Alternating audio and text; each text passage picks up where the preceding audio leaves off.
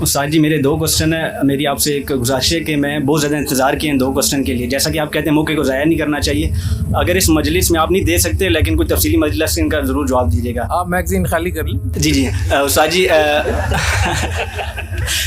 علی میاں ندوی رحمہ اللہ سے میں نے کوٹ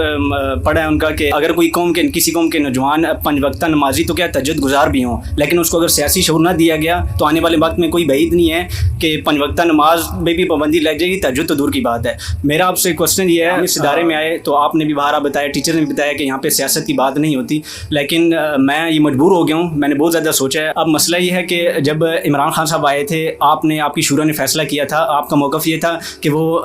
ریاست مدینہ کا ایک دعویٰ لے کے آئے ہیں، تو ہمیں چاہیے بجائے اس کے کہ سارے اس کو نوچ رہے ہیں ہم ان کے ساتھ کھڑے ہوں.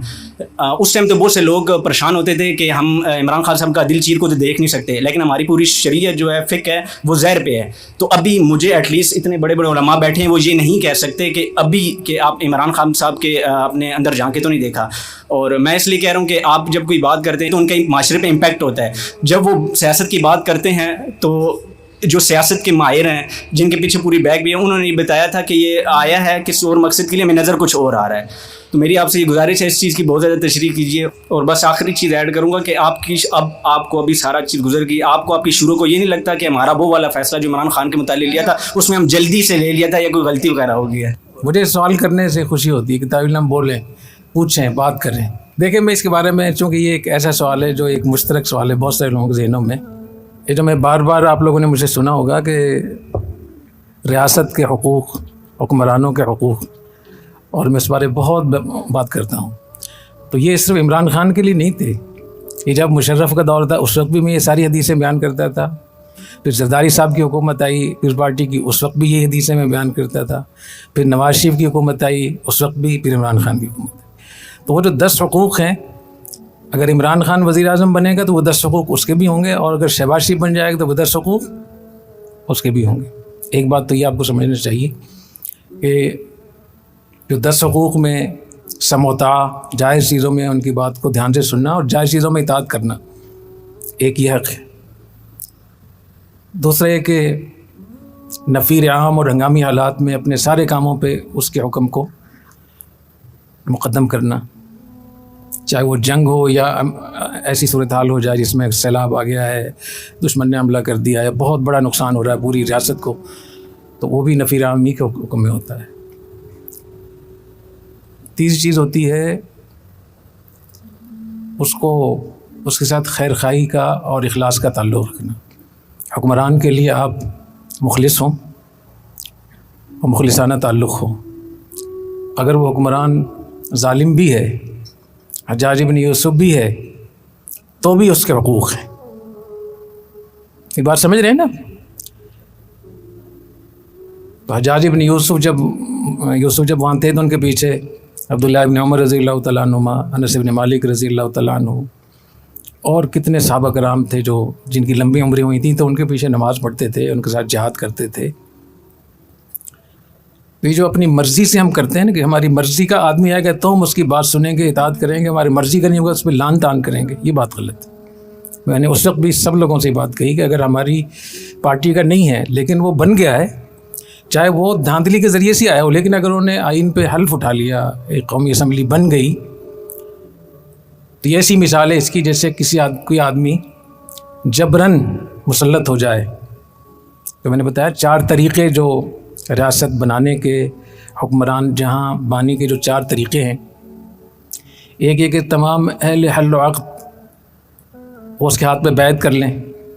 جیسے کہ ابوبکر صدیق رضی اللہ عنہ کے ہاتھ پہ بیعت ہوئی.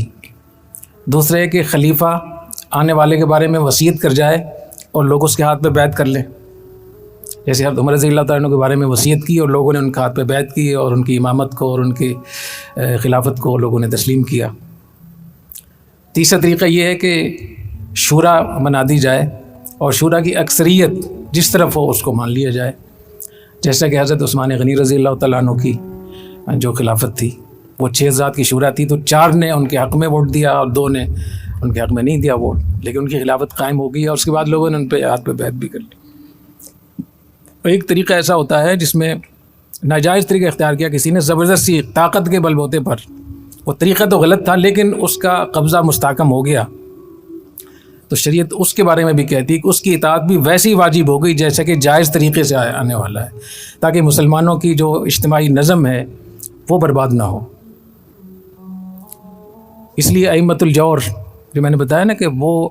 حکمران جو ظالم ہوں، اس پر مستقل صحیح بخاری میں، صحیح مسلم میں، صحیح ستہ میں عنوانات ہیں، اور احادیث میں صراحتاً نبی کریم صلی اللہ علیہ وسلم نے فرمایا کہ ان لوگوں کے کیا احکام ہوں گے۔ تو مجھے اسی بات کا دکھ ہے کہ ہمارے مدرسوں میں قرآن حدیث میں جو ریاست کے احکام ہیں ان کو کیوں نہیں ہم پڑھتے دھیان سے۔ تو جب یہ مسئلہ ہوا عمران خان کا، اس وقت میں آپ کو پتہ ہوگا کہ ہمارے جتنا بھی مذہبی طبقہ تھا اس کے خلاف تھا۔ کوئی کہتا تھا ہم اس کو وزیر اعظم نہیں مانتے، ہم اس کو یہ کرتے ہیں، بہت سی باتیں آپ سب کو پتہ ہے، آپ اس میں خود شامل ہوں گے آپ۔ تو میں نے اس وقت میں یہ کہا کہ جب ایک اس کی حکومت قائم ہو گئی ہے اور انہیں حلف اٹھا لیا ہے، چاہے اس کی دھاندلی کچھ بھی ہوا، تو اب اس کی بھی شرعاً اطاعت ویسی واجب ہوگی جیسے کہ کوئی جائز طریقے سے، اور یہ ہماری فقہ میں، عقائد میں اور چاروں ائمہ کے ہاں یہ چیز موجود ہے۔ آپ شرع عقائد میں پڑھیں، اسی طریقے سے اور جو ہماری دیگر کتابیں ہیں، حضرت تھانوی رحمۃ اللہ علیہ نے اس پہ رسالہ لکھا ہے، ہمارے حضرت مفتی رشید احمد صاحب رحمۃ اللہ علیہ کا رسالہ ہے السیاست الاسلامیہ کے نام سے، حضرت مفتی محمد تقی اسماعیل دامت برکاتہم کا اس پہ رسالہ ہے، شاہ ولی اللہ رحمۃ اللہ علیہ نے بہت تفصیل سے اس پہ کلام کیا، ازالۃ الخفا عن خلافت الخلفاء۔ اسی طریقے سے جو العقیدۃ الطحاویہ ہے، شرح العقائد ہے، یا جو بھی عقائد کی بڑی کتابیں ہیں، اور جہاں جہاں بھی امت پہ جو اجتماعی جو فروض، جو فرائض ہیں، اس جہاں ذکر آتا ہے تو وہاں یہ مسئلہ مل جائے گا آپ کو۔ تو میں نے کہا تو وہ جو 10 حقوق ہیں، اس میں ان کا اکرام کرنا، اچھے مشورے دینا، ان کو غلط اور ناجائز باتوں سے روکنا، کلمہ حق کہنا، ان کے خلاف ان کو ہٹانے کے لیے ہتھیار نہ اٹھانا جسے خروج البغاوت کہتے ہیں، اور جو غلط لوگ ہیں نیچے ان کی اطلاع دینا اوپر کی قیادت کو کہ لوگ رشوت لے رہے ہیں، گڑبڑ کر رہے ہیں۔ تو یہ 10 وہ حقوق ہیں جو احادیث میں صراحتاً موجود ہیں۔ اور دعا کرنا، حکمرانوں کے لیے دعائے خیر کرنا، دعائے شر نہیں، لعن طعن سے تو منع کیا گیا ہے۔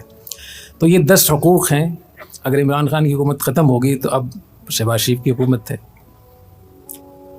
تو یہ 10 حقوق اس کے بھی ہیں، کل کو کوئی اور آ جائے گا تو اس کے بھی ہوں گے۔ تو میں نے جو بات کی تھی وہ اس پہ بات کی تھی، اور بار بار میں نے یہ حدیثیں بھی بیان کی، اس بات کا تذکرہ بھی کیا۔ اگر آپ کی یادداشت کچھ کام کر رہی تو آپ کو یاد ہونا چاہیے۔ اس کا تعلق اس سے نہیں ہے کہ ہم پی ٹی آئی کی حمایت کر رہے ہیں، اس لیے کر رہے ہیں کہ جیسے حکمرانوں پر رعایا کے حقوق ہیں، ایسے ہی ریاست اور حکمرانوں کے رعایا پر بھی حقوق ہیں، اور وہ 10 حقوق ہیں۔ یہ وہ 10 حقوق ہیں جو میں نے اپنی جیب سے نہیں گھڑے بلکہ حدیث میں صراحتاً موجود ہیں، اس کو ہمیں پڑھنا چاہیے۔ دوسری بات میں نے یہ کہی کہ اگر کوئی ایسا حکمران ہے جو کہتا ہے کہ میں یہ کرنا چاہتا ہوں تو آپ اس کو موقع دیں، آپ اس کو یہ نہیں کہ نہیں آپ جھوٹ بول رہے ہیں، اگر وہ یہاں سے بھی کہہ رہا ہے تو بھی آپ کے لیے مناسب نہیں ہے۔ تو میں آج بھی یہی بات کہتا ہوں، جو انہوں نے اچھے کام کیے تھے اس کی ہم نے حمایت کی، اور وہ کوئی بھی وہ کرے ہم آج بھی اس کی حمایت کریں گے، اور جو حقوق اس کے تھے بحیثیت ایک وزیر اعظم کے، آج وہ تمام حقوق شہباز شریف کو بھی ہیں۔ اور کبھی بھی یہاں سے کسی خاص پارٹی کے لیے ووٹ دینے کا نہیں کہا میں نے، کوئی بتا دے اگر کسی نے مجھ سے سنا ہو، کبھی بھی۔ یہ ہو سکتا ہے کہ آپ کے خیال میں غلط ہو کہ جب آپ ترکی کے لیے دعا کرتے ہیں تو دعا تو الحمدللہ یہاں بھی کرتے ہیں، لیکن جامعۃ الرشید کی جو پالیسی ہے، جس سطح کا یہ ادارہ ہے، جس سطح پہ جس لیول پہ یہ کام کرنا چاہتا ہے، ہم کسی ایک جماعت کے ساتھ منسلک ہو کے اپنے اس نظام تعلیم کو متاثر نہیں ہم کرنا چاہتے، اور ہم کہتے ہیں کہ ہمارے طلباء، ہمارے اساتذہ یہاں جو لوگ کام کر لیں وہ آزاد ہیں اپنے طور پہ، جس پارٹی کو ووٹ دینا چاہیں دے سکتے، ہماری طرف سے کوئی ان کو رہنمائی یا مشورہ نہیں دیا جائے گا۔ جس دن 2018 میں انتخابات ہو رہے تھے، اس دن مفتی محمد صاحب نے مجھ سے پوچھا کہ استاد صاحب کس کو ووٹ دینا ہے؟ میں کہ جس کو چاہیں ووٹ دیتے۔ ہمارے جو فضلاء کرام ہیں مختلف علاقوں میں، بہت ان کے فون آتے رہے کہ استاد صاحب کوئی تو رائے دیں، میں نے کہا نہیں، جو آپ کو صحیح لگتا ہے اس کو کر لیں۔ حتیٰ کہ میرے بیٹے نے مجھ سے پوچھا، ولی محمد نے، کہ ہم ووٹ ڈالنے کے لیے جا رہے ہیں، کس کو ووٹ دیں؟ میں نے کہا جس کو چاہیں ووٹ دیتے ہیں۔ تو میں نے 3 چیزوں میں اتنا احتیاط کرتا ہوں، مجھے پتہ ہے کل کو آپ مجھے پکڑیں گے، کٹہرے میں کھڑا کریں گے۔ تو میں اس پہ یقین رکھتا ہوں کہ کچھ لوگ ایسے بھی ہونے چاہیے جو تمام پارٹیوں کو نصیحت کر سکیں، اور کوئی بھی پارٹی اگر حکومت میں آئے تو ان سے اسلامائزیشن کا ہم کام لے سکیں. تو یہ ایک ہماری ایک پالیسی ہے، اس پہ بار بار مشاورت ہوئی ہے. میں اس حق میں ہوں کہ ہمارے جو خطیب ہے وہ بھی کسی پارٹی کی کو سپورٹ نہ کرے،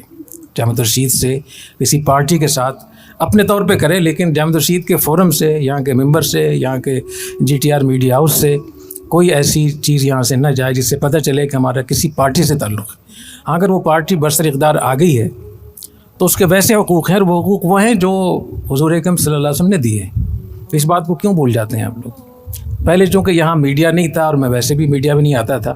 تو جو لوگ پرانے اساتذہ ان کو پتہ ہے کہ میں یہ احادیث اور یہ بیانات بہت پہلے سے کرتا چلا رہا ہوں.